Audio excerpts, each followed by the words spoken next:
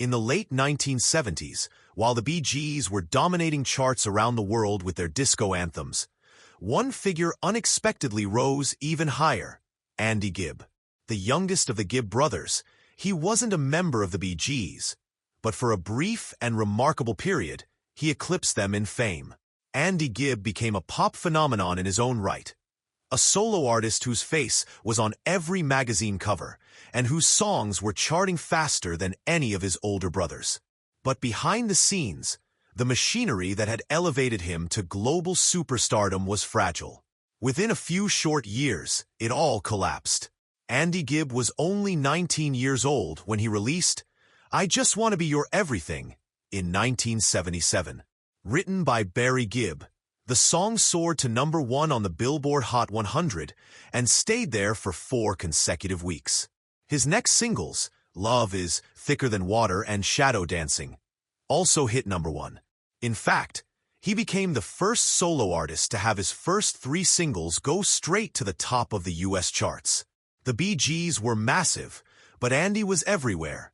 Posters, television appearances, concert tours, and front pages.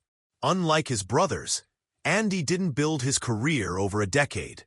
He went from unknown to international star in under a year. His youth, charisma, and access to the Bee Gees' songwriting and production power gave him an edge that even seasoned artists couldn't match. His albums Flowing Rivers and Shadow Dancing sold millions. His style fit perfectly with the era's sound, and fans couldn't get enough. But success at that speed came with a price. While his brothers were seasoned professionals used to industry pressure, Andy was not prepared for the realities of celebrity. He lacked the discipline and structure that years of struggle had taught the Bee Gees. Soon after his initial success, Andy began to spiral. He developed a dependency on cocaine, and it quickly affected both his health and professional life.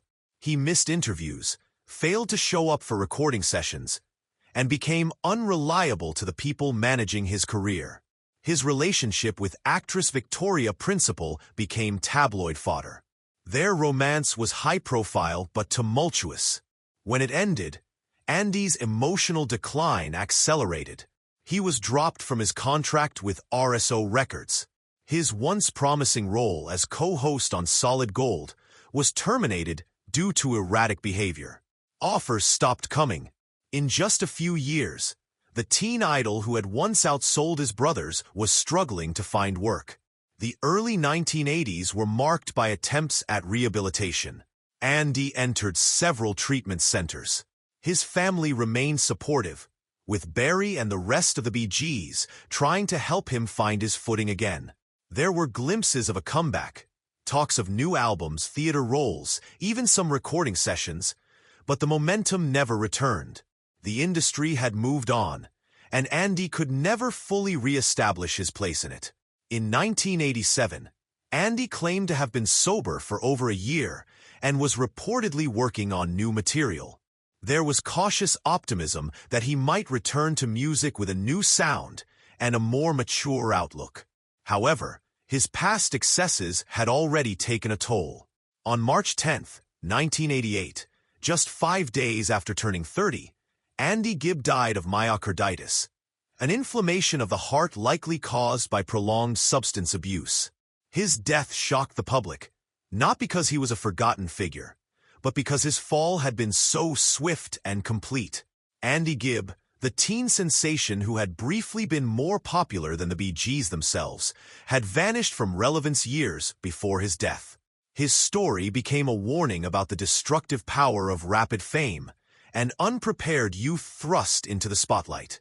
While the Bee Gees continued their legacy, performing and producing well into the 2000s, Andy Gibb's legacy was frozen in the brief window of 1977 to 1980.